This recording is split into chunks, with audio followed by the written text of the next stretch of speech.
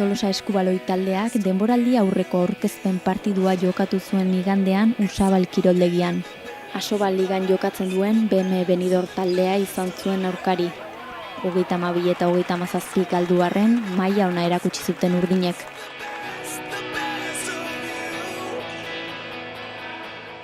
Taldea gustura dago aurre denboraldian egindako lanarekin. Partiduaren amaieran denboraldiko helburuen berri eman ziguten taldekideek.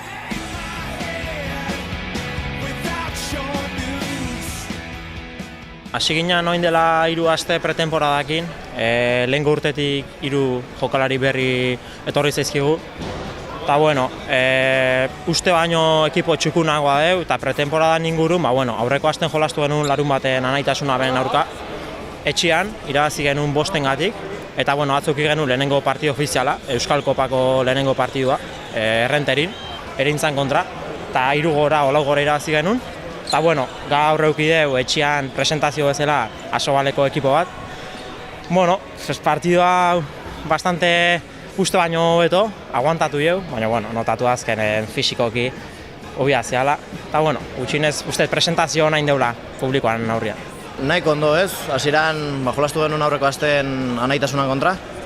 Eta bastante txukun ibil ginen, irabazi genuen. Eta azkenen pixkanaka denboraldia aurreatzen, pretemporada aurreatzen. Eta gaurkoa zen erregalo bat ez, azkenen afizioantzat, primerako ekipo baten kontra jolastea, eta ondo junda, así que ondo. Etorri ja 3 jokalari, portero bat eta bi jugadore, kantxakok.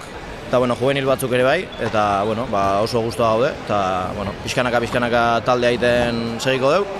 Baina oso ondo, azkenen oso ondo integratu dira eta erraiz jungoa. Ekipoa oso txukuna, entrenamendutan da oso ondo funtzionatzen ekipo bada.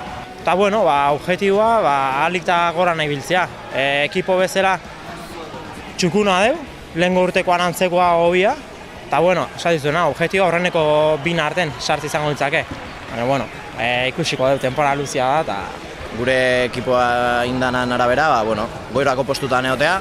Alba lehenengo 2, hori ikusiko dugu, nola di joan denboraldia, baina printzipioz, lehenengo 5etan, 3etan, 2etan, hortxe, lortze dugu.